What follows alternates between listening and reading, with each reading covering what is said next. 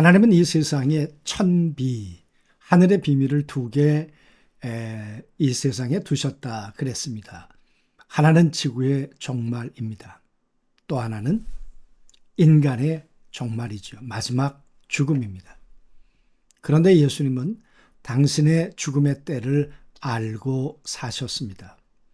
그 예수님의 시간이 얼마나 남으셨을까?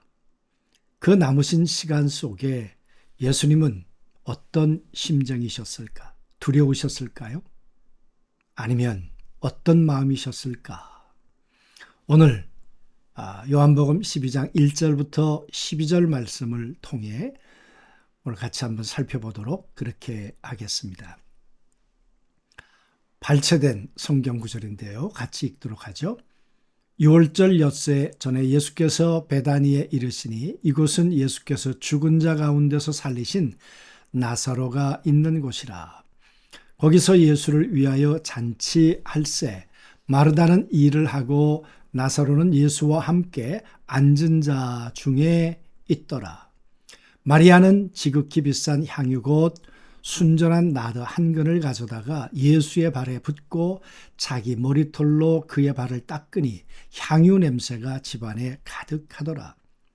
대제사장들이 나사로까지 죽이려고 모의하니 나사로 때문에 많은 유대인이 가서 예수를 믿음이러라. 걷잡을 수 없는 위기와 죽음이 코앞에 닥쳤을 때 과연 우리는 평안할 수 있을까? 예수님도 우리와 같은 성정을 가지신 분이신데 예수님은 과연 어떠셨을까? 여러분, 오늘 말씀 가운데 보면 6월절이 엿새 남았다. 그 말은 예수님의 삶이 이제 엿새 남으셨다는 이야기입니다. 엿새 남은 시간 속에 예수님은 그야말로 십자가 죽음의 악취가 나는 것을 예수님은 실감하고 있으셨죠. 종교 지도자들의 분노, 그리고 정치적 그런 결정들이 예수님을 죽음으로 지금 몰아가고 있었습니다. 그런 가운데 예수님은 두려워하지 않으셨어요. 당황한 눈빛도 없으셨어요. 그리고 소생한 나사로와 함께 오늘 식탁에 마주 앉으셔서 지금 함께 음식을 먹고 마시고 있으셨습니다. 세상의 왕들은 왕관을 지키려고 칼을 들었죠. 그러나 우리 왕은 무엇을 드셨을까요? 자신의 장례를 준비하는 향기를 어쩌면 평온하게 맡고 계셨던 것은 아닐까? 악취가 아니라 향기를 말입니다. 세상의 모든 위협 속에서도 절대 흔들리지 않는 삶의 중심은 어디서부터 오시는 걸까요? 죽음을 향해 가는 길이 정말 두려움 그 자체였습니다. 위협이었죠. 그러나 죽음조차 깨트리지 못하는 거룩한 평강이 예수 그리스도 안에는 있으셨습니다.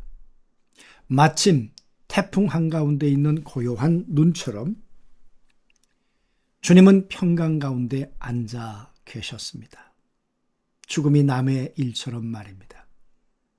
이것은 온유하지만 위험 있는 왕의 품격을 말해주고 있는 것이죠. 끝없는 절망의 무덤 속에서도 다시 시작되는 생명의 힘을 과연 우리는 믿는가? 예수님은 믿고 계셨죠.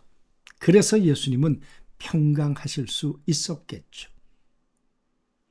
여러분, 그런 또 한 사람의 증인이 있다면 나사로였을 것입니다. 그는 수위에 묶여서 죽음을 경험한 사람입니다. 무덤에서 육체가 썩어가는 그 썩음을 경험했던 사람, 악취를 경험했던 사람이 바로 나사로였습니다. 그런데 여러분, 예수님의 음성을 듣고 오늘 나사로는 소생했고 오늘 생명의 잔치상에 지금 증인으로 앉아 있는 것입니다. 잔치상에 앉아 있는 나사로는 단순한 손님이 아니지요. 그는 예수님의 능력을 증언하는 살아있는 깃발, 그 자체인 것이죠. 여러분, 오늘 이야기 속에 또 다른 사건 하나를 비교해 주고 있습니다. 지금 당신의 삶을 움직이는 결정적인 동력은 계산입니까? 사랑입니까? 한 잔치집에 앉아서 충돌하는 두 개의 거대한 세계관이라 그랬습니다. 마리아가 옥합을 깨서 예수님의 발 앞에 부었습니다. 여러분 한번 생각해 보십시오. 그 옥합이 1년 연봉이라고 했습니다. 그에게 생명 같은 소중한 것이었죠. 그걸 깨트린다? 여러분 그게 가능한 이야기겠습니까? 그런데 오늘 마리아가 했던 행동들 보면 종종 말씀드리는 것처럼 에오리스트 시제, 성령의 감동을 따라 단순한 감정이 아니고 성령의 감동을 따라 지금 이 일을 순종하고 있었던 것을 우리는 알 수 있습니다. 그러나 가룟 유다는 현재형으로 사실만 말하고 있습니다. 가룟 유다는 어쩌면 효율을 따지는 차가운 계산만 하고 있는 것이죠. 이걸 팔아서 가난한 사람들에게 주었더라면 얼마나 좋았을까? 합리적인 이야기죠. 그러나 예수님은 유다의 어두운 마음을 꿰뚫어 보셨습니다. 뿐만 아니라 마리아의 떨리는 손, 그의 중심을 예수님은 꿰뚫어 보시기도 하셨죠. 여러분, 누군가를 위해 혹은 어떤 가치를 위해 당신의 가장 소중한 것을 대가 없이 쏟아 부은 적이 있습니까? 옥합을 깨서 드린다는 것은 가치의 문제입니다. 어떤 것을 소중하게 생각하는가? 예수님을 가치 있게 생각하는가? 무엇이 가치인가? 그 말이에요. 가룟 유다는 사람들이 더 소중하지 않냐? 그러나 마리아는 아니었습니다. 계산하지 않고 쏟아부었고요.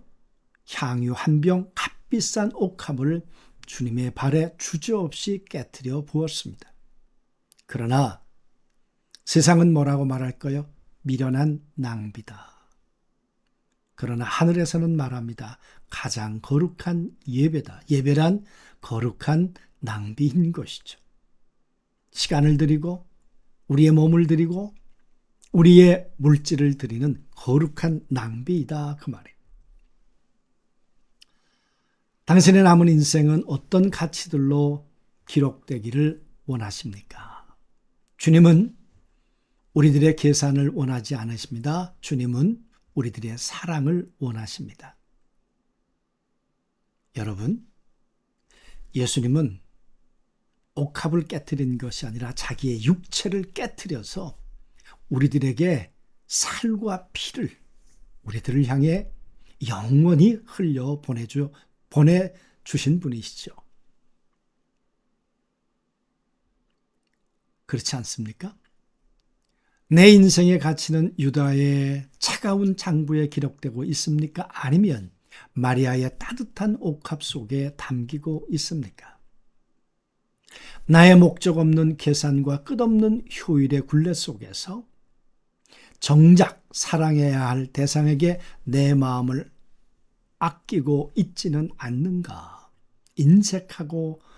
인색하지는 않는가? 그 말이에요.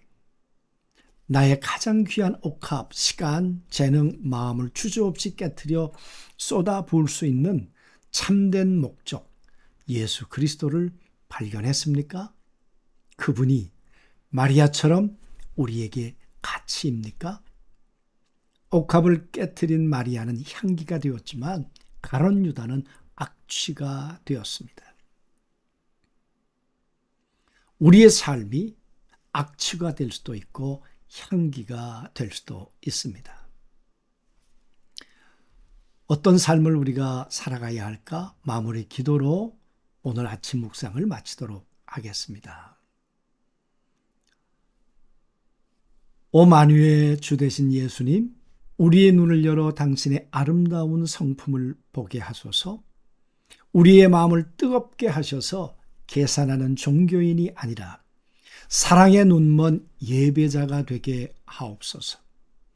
우리의 가장 귀한 옥합을 주저없이 깨뜨려 당신 발 앞에 드리는 삶이 되게 하옵소서.